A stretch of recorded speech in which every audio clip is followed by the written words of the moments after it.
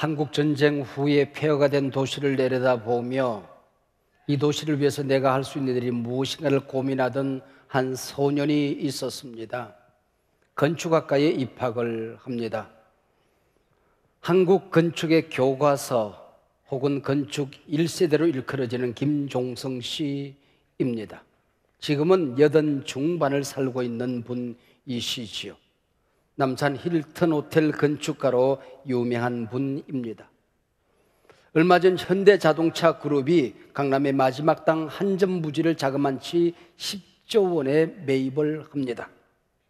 이 자리에 약 105층 정도의 건물 92만 8천 평방미터 통합 사옥을 건축하며 김종성 씨를 건축 책임자로 선임을 하게 됩니다. 한 기자가 이분을 만났습니다. 어떤 건축이 되기를 꿈꾸십니까? 어떤 건축이 아름다운 건축입니까? 그분은 한마디로 대답을 합니다.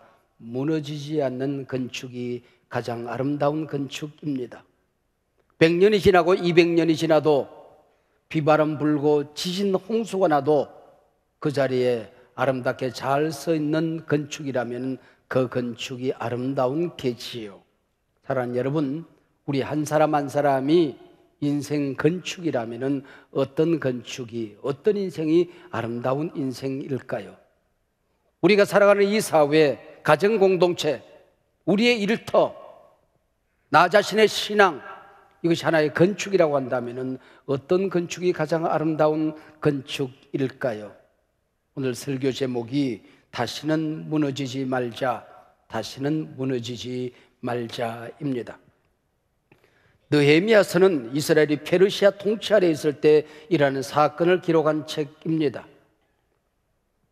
이 책의 주인공 느헤미야는 페르시아 땅에서 포로로 끌려간 백성들 가운데 군계 일학, 수산궁에서 왕의 비서실장, 경호실장 같은 역할을 감당하던 사람입니다. 어느 날 조국 땅에서 돌아온 동생 하나니로부터 예루살렘 성문은 불타고 모든 성벽이 무너져 내렸다는 비보를 듣습니다. 이 소식에 가슴이 너무 아파 밥을 먹지 못합니다. 몇 날 며칠 흐느껴 웁니다. 왕의 허락을 받아서 조서를 들고 건축 물자를 싣고 총독의 신부대로 예루살렘으로 돌아옵니다. 52일 만에 생명 걸고 온갖 시련과 어려움, 조소와 비난을 견뎌내고 무너진 성벽을 수축하죠. 온 백성이 이마에 흐르는 땀이 마르기도 전 겨우 집안 살림살이 정리한 후에 수문 앞 광장에서 모입니다. 말씀 부흥회를 시작하죠. 말씀 듣고 좋아서 울었습니다. 나를 빼앗기고 산 세월 서러워서 울었습니다. 부끄러워서 울었습니다. 여호와를 기뻐하는 것이 우리의 힘이다. 그래서 맛난 음식 나눠 먹으며 춤추며 기뻐했습니다. 8장 말미에서는 말씀 듣고 초막절을 지키며 왁자지껄 기뻐하는 웃음소리로 가득합니다. 한 절을 뛰어넘어 9장이 펼쳐지면 다시 회개의 울음바다가 됩니다. 8장 후반 초막절이 7월 21일쯤 되었을 터이니 사흘 후 7월 24일에 일어난 사건입니다. 이 9장은 예루살렘 백성 회개 기도의 장이지요. 하나님의 택한 백성들이 교만하여 범죄하고 나라를 빼앗겼습니다. 하나님의 자녀들이 이방의 포로로 끌려가 비방거리가 되었습니다. 하나님의 전이 우상의 소굴이 되었습니다. 하나님의 자녀들이 너무나 오랫동안 하나님의 말씀을 잃어버리고 입에 풀칠하기 위해서 우리는 개처럼 살았습니다. 잘난 것 없는 이 백성임을 우리가 뻔히 아는데 우리가 잘나서 선민이 된 줄로 알았습니다. 감사하지 않았습니다. 우리가 어떻게 애굽의 노예 생활에서 구원받았는지, 넘실대는 홍해를 우리가 어떻게 건넜는지, 광야에서 어떻게 살 수 있었는지 하나님의 크신 능력과 사랑을 망각하고 살았습니다. 하나님 살려주십시오. 용서해 주십시오. 우리는 매맞고 노예가 되고 버림받아 마땅했습니다. 하나님이 우리에게 행하신 일은 공의로운 일들이었습니다. 다시는 무너지지 않겠습니다. 성벽이 무너지도록, 하나님의 전이 무너지도록 버려두지 않겠습니다. 결단하고 우는 내용이 9장 안에 가득 담겨져 있습니다. 말씀 붕괴와 기도 붕괴의 기가 막힌 조화를 보십시오. 오늘 보면 3절에 보면 3시간 동안 하나님의 말씀을 꼼짝없이 서서 듣습니다. 그리고 다른 3시간 동안 자복하며 울며 회개기도 합니다. 그리고 4절로 넘어가서 보면은 레위 지파 사람들이 단일어 뛰어올라가 울부짖으며 기도하고 통성 기도를 합니다. 정대운 레위 지파 사람이 통성 기도를 시작하자 모든 백성들이 함께 울기 시작합니다. 그 다음에 5절에 넘어가서 보면은 레위 지파 일부 사람들이 또 단으로 뛰어올라가서 찬양을 인도합니다. 송축이라는 단어가 5절 아래 3번씩이나 반복적으로 등장하고 있습니다. 윤주용 레위 지파 사람들이 주의 이름 송축하리, 주의 이름 송축하리 찬송을 하자 온 백성이 함께 부르짖어 찬송을 합니다. 사랑하는 여러분, 위기, 지진, 홍수 속에도 여러분의 신앙 인생이 굳건히 서 있습니까? 아니면 여러분 자신의 믿음이, 여러분의 마음이, 여러분의 공동체가 무너진 예루살렘 성벽처럼 허물어진 잿더미 위에서 벌벌 기며 살고 있는 분은 아니 계십니까? 오늘 본문이 우리에게 묻습니다. 너는 영적으로 잘 서 있느냐? 너의 믿음은 굳건히 서 있느냐? 내 마음 무너지지는 않았느냐? 건강 잃어버린 사람, 세상의 일터 속에서 허물어져서 안타까운 사람은 없느냐? 오늘 본문이 우리에게 묻고 있습니다. 시대의 마지막 보러 가야 될 교회가 지금 무너지는 소리가 요란합니다. 얼마 전까지만 하더라도 작은 교회들이 무너지고 있습니다. 소리가 가득하더니 지금은 중형교회들이 뿐만 아니라 큰 교회들이 허물어지고 있다는 소식이 가득합니다.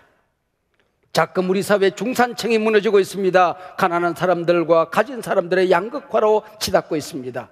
저출산 고령화로 지방도시들이 무너지고 있습니다. 나라의 기초가 흔들거립니다. 다음 세대들이 무너집니다.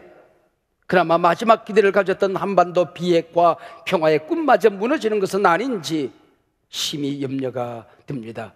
이름하여 전방위적인 붕괴입니다. 보십시오.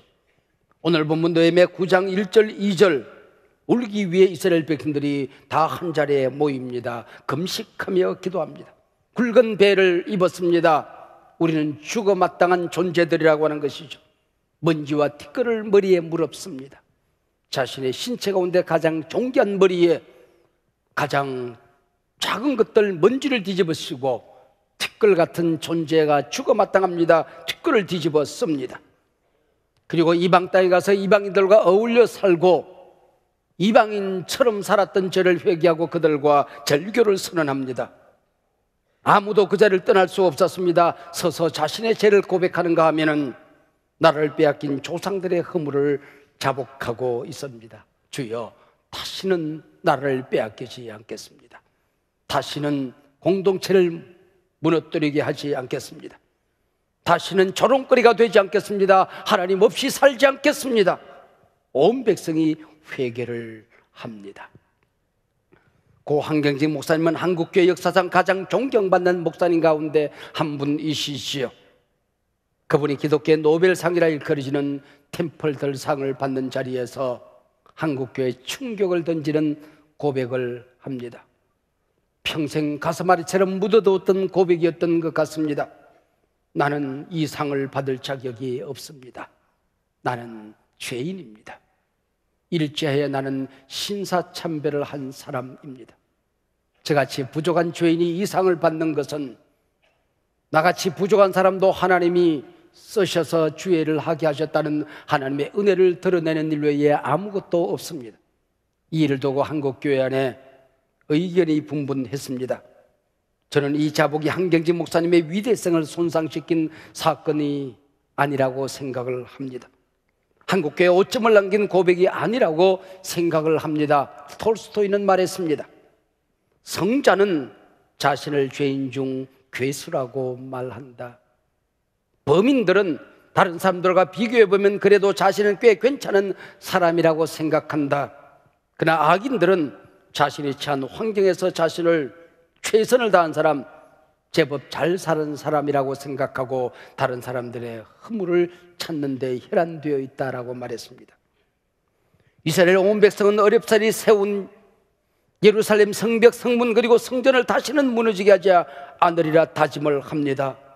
하나님은 너무나도 이 백성들의 죄악을 오랫동안 참으셨어요. 그럼에도 불구하고 포로로 끌려간 우리를 잊어버리지 않으시고 하나님의 사랑을 포기하지 아니하셨어요. 우리가 당한 고난이 작은 고난은 아니었지만은 우리는 맞아뒀어요. 하나님 아버지, 하나님이 우리에게 행하신 일은 정당한 일이었고 당연한 일이었어요. 하나님, 다시는 하나님 떠나지 않을게요. 하나님께 우리에게 맡긴 공동체들을 빼앗기지 않을게요. 무너지게 하지 않을게요. 우는 얘기들로 가득 차 있습니다. 사랑하는 여러분, 갯벌에 좌초된 배를 끌어올리는 방법이 무엇일까요? 밀물이 밀려들어와 물이 가득 차오른 배는 저절로 부상합니다. 어디든지 넣어져 갈 수 있는 것이죠. 부흥의 물길이 밀려오면 좌초된 교회는 다시 떠오를 수가 있죠. 기도의 물길이 차오르면 무너진 가정들이 예루살렘 성벽처럼 다시 수축될 수 있지요. 한국교회가 부상하는 길, 내 곁에 무너진 것들이 다시 수축되는 길은 이 길밖에 없는 것입니다. 성령의 물결, 말씀의 물결, 기도의 물결이 밀려오면, 가득 차오르면 우리의 가정은 부흥을 경험하게 될 줄로 믿습니다. 온갖 실패와 질병은 사라지게 될 줄로 믿습니다. 자녀들은 다시 꿈을 꾸게 될 줄로 믿습니다. 이 사회, 이 민족, 한국교회 다시 부상하는 날을 보게 될 것입니다. 누가 뭐라고 해도 한국교회는 기도하는 교회요, 기도로 부흥된 교회입니다. 세계를 잠시라도 나가보면 한국교회의 새벽기도, 산기도, 기도원 운동, 철야기도, 통성기도 등등 참 신기해합니다. 관심이 그렇게도 많습니다. 한국교회 부흥을 배우기 위해서 미국인 목사님이 한국에 와서 새벽기도해야 부흥이 되는 줄 알고 새벽기도를 시작했습니다. 교인들은 아무도 나오지 않았고 사모님과 목사님만 새벽기도를 하다가 사모님이 교회를 떠나버렸습니다. 새벽기도를 시작하신 분은 우리 예수님이시지만은 한국교회처럼 하나의 프로그램이 되어서 새벽기도를 하라고 말씀하신 적은 없습니다. 길선주 목사님은 선도와 불교의 새벽 예불을 신학화하여 새벽기도 운동을 펼쳤던 것이요. 수도원은 있지만은 기도원 운동, 상기도 운동 또한 한국교회 신기한 기도 운동 가운데 하나입니다. 한국 사회에서는 무당들이 신내림을 받기 위해서, 능력 받기 위해서 산으로 올라갑니다. 적어도 우리가 하나님의 자녀라면, 하나님의 백성이라면 무당보다는 나아야 될 것 아닌가. 그래서 산기도 운동을 시작했던 것이요. 우리는 기도하는 민족이라는 커다란 장점이 있지만은 과연 그 기도가 정말로 성경적인 기도인가 하는 질문을 받게 됩니다. 우리의 기도가 샤머니즘의 기복적인 기도와 얼마나 다른가 하는 의문을 갖게 됩니다. 역으로 그러면은 우리의 기도 가운데 응답받기 위한, 복받기 위한 기복성이 없는가 하는 질문도 가능하지요. 한국교회 기도운동에 양면적 반성이 필요합니다. 제가 살펴보면 기도를 꽤나 열심히 하는 사람들은 대개 기복적입니다. 기복적 기도, 기복적 신앙을 비판하는 사람들은 예외가 있긴 하지만 대개 기도하지 않습니다. 분명한 것은 자녀를 위하여, 교회 부흥을 위하여, 병 낫기 위하여, 직장과 사업을 위하여, 응답받기 위하여 마땅히 기도할 수 있습니다. 그러나 우리의 기도가 그것만을 위한 것이라면 거기 머무는 기도라고 한다면 분명 잘못된 것이죠. 우리 인간에게 응답이 필요하다는 것은 우리 기도를 자극하는 커다란 동기가 될 수 있습니다. 그러나 그 응답이 전부는 아닙니다. 목표는 아닙니다. 기도의 응답은 기도의 보너스요, 선물일 뿐이지요. 데니스 글렌이라고 하는 사모님은 마다 와이저 자유편에 그런 말씀을 하셨습니다. 육신이 뭐냐? 육신적인 기도가 뭐냐? 내가 원하는 것을 내가 원하는 시간에 내가 원하는 방법으로 얻고자 하는 것이 육신이요, 육신적인 기도이다. 너무 소중한 말씀이니까 한번 따라하도록 하겠습니다. 내가 원하는 것을 내가 원하는 시간에 내가 원하는 방법으로 얻고자 하는 것이 육신이다. 시작.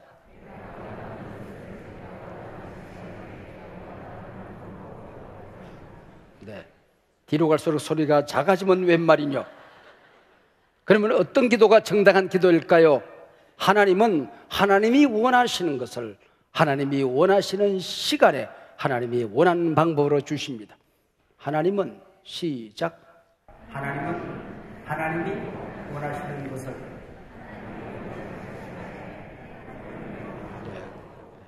역시 뒤로 갈수록 적어지는 것은 어쩔 수가 없습니다. 우리는 응답받기 위해 사람 앞에 나아가지만 하나님 말씀하십니다.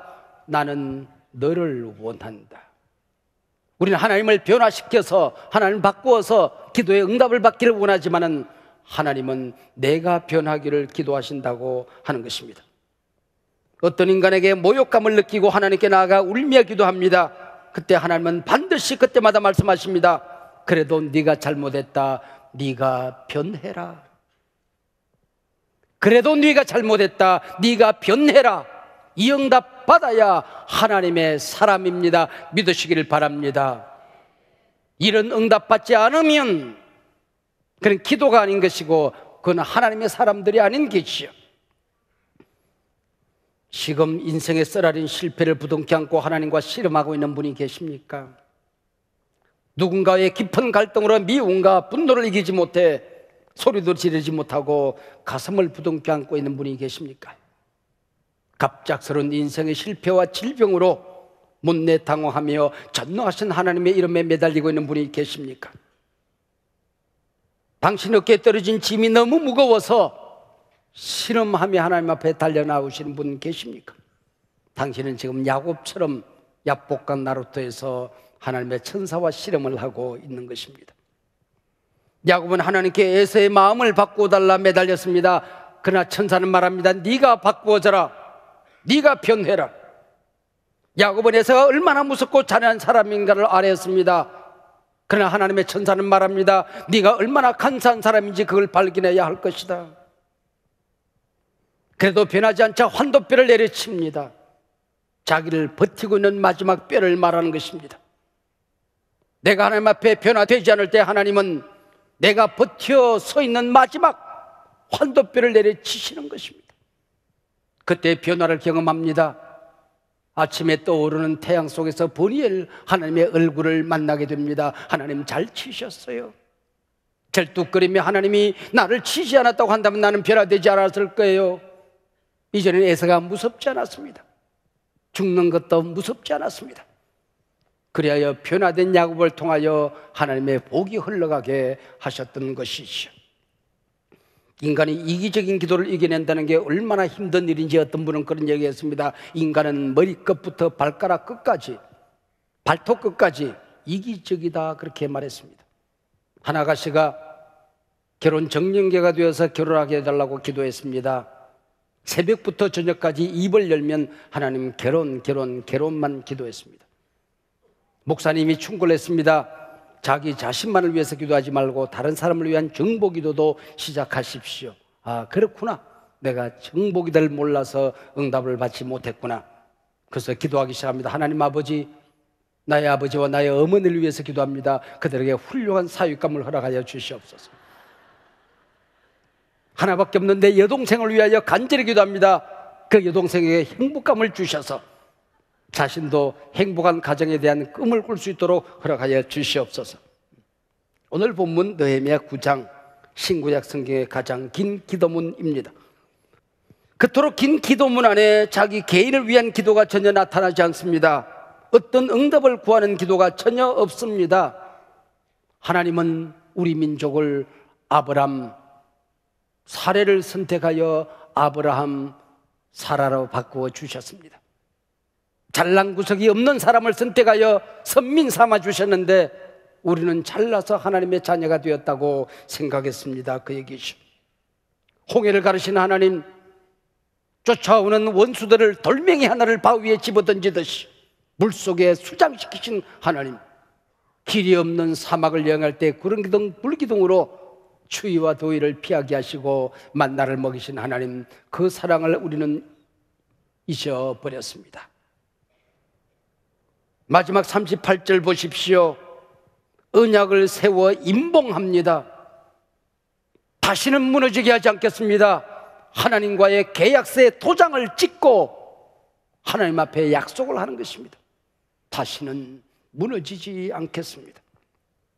130년 전 하나님께서 이 민족을 당신의 백성 삼으시던 때는 언제였습니까? 우리가 세계 열방 속에서 너무나도 잘 나갈 때에, 우뚝 솟은 민족으로 자랑스럽게 서 있을 때에 하나님이 이 백성을 당신의 백성 삼으셨나요? 나라를 빼앗기고 임금이 독살당하고 황후가 끌려나가 비참하게 피투성이가 되는 그때에 살 희망이 없어서 젊은이들이 자기라는 그 마당 한가운데에서 절망하고 통곡하고 있을 때 하나님이 이 백성을 당신의 백성 삼으셨습니다. 붙들 것이 없어서 우리는 하나님을 붙들었습니다. 희망은 하나님 말씀밖에 없는 줄 알고 하나님 말씀을 펼쳤습니다. 새벽에도 한밤중에도 달려나가 전에 엎드려 기도했습니다. 멀리 멀리 갔더니 처량하고 고나여 슬프고도 외로워 정처 없이 다녔네. 이게 우리의 주제가였습니다. 환난과 핍박 중에도 성도는 신앙 지켰네. 옥중에 매인 성도나 양심은 자유 얻었네. 이것이 이 당시의 유일한 노래였습니다. 열방들은 떠나고 세계는 이 나라를 버렸지만 하나님이 오셨네, 성령이 오셨네, 성령이 오셨네. 이 노래만이 우리의 희망이었습니다. 이 백성의 해방의 기쁨을 주셨습니다. 전쟁으로부터 자유케 하셨습니다. 한국교회는 세계를 깜짝 놀라게 할 만큼 부흥되었습니다. 희망이 없어 보이던 이 나라에 건물들이 서고 민주화 경제 부흥을 우리는 이루게 된 것입니다. 잘나서 선택한 것이 아니라 하도 못나서 하나님의 은혜가 아니면 서 있을 수 없는 민족인 줄 알고 하나님은 이 백성을 살려주셨던 것입니다. 아브라함에게 말씀하십니다. 너는 복의 근원이라. 너를 축복하는 자를 내가 축복하겠다. 한국교회야, 너는 아브라함이다. 너는 복의 근원이다. 네가 잘 살아서 세상 사람들의 칭찬을 받아야 칭찬하는 사람도 잘 될 것이고 너도 복을 받게 될 것이다. 그러나 네가 무너지면 세상 사람들이 너를 비난하게 될 것이고 복의 근원을 몰라본 죄로 말미암아 너희 사회, 너희 민족 함께 무너지게 될 것이다. 주여, 무너지게 내버려 두지 않겠습니다. 이게 우리의 기도 제목이죠. 목회를 하다 가장 보람된 일 중에 하나가 평생 성도들과 함께 예배하고 살게 될 예배당을 건축하는 일이었습니다. 제 목회사회 가운데 가장 힘들고 어려웠던 일도 이 전을 건축하는 일이었습니다.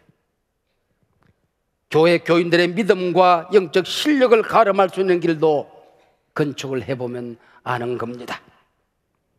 설계가 끝났습니다. 땅을 팠습니다. 땅을 다 팔 무렵 중국 경제가 벌떡 일어나더니 세계 철근 파동이 일어났습니다. 공사비가 급증하기 시작했습니다. 회사는 공사를 포기하고 타절을 선언합니다. 땅을 파서 지진이 지나간 자국처럼 버텨서 있던 철근이 무너져 내리고 다시 또 나무 토막으로 그걸 버텨내고 벽과 땅이 쩍쩍 갈라지고 있었습니다. 해가 서산에 넘어갈 무렵 거기 엎드려 혼자 기도하다가 벌벌 기어서 철근 한 토막을 부둥켜 안고 하나님 앞에 기도했습니다. 무너져 내리는 벽이 지진이 지나간 자국처럼 쩍쩍 갈라지는 바닥이 나 자신처럼 보였습니다. 하나님, 사랑하는 내 아이들이 병들어 쓰러져 누워있으면 이만큼 마음이 아플까요? 갈라지는 그 벽이 바닥이 우리 교회로 바뀌어지기 시작했습니다. 하나님 아버지, 무너지면 안 돼요. 어떻게 어렵사리 이곳까지 하나님이 인도했습니까? 우리 교회, 한국교회 버텨내야 돼요. 한국교회 지킬 거예요. 하나님 아버지, 그 벽은 한국교회로 바뀌어지기 시작했습니다. 하나님, 한국교회 제대로 서 있게 해주세요. 그래야 이민족이 제대로 서 있지요. 하나님, 다시는 무너지게 하지 않겠습니다. 우리 성도님들 믿음 지킬게요. 공동체 지킬게요. 그 마음 무너지게 하지 않을게요. 교회 잘 버티어서 한국교회 버텨낼게요. 다시는 무너지지 말자.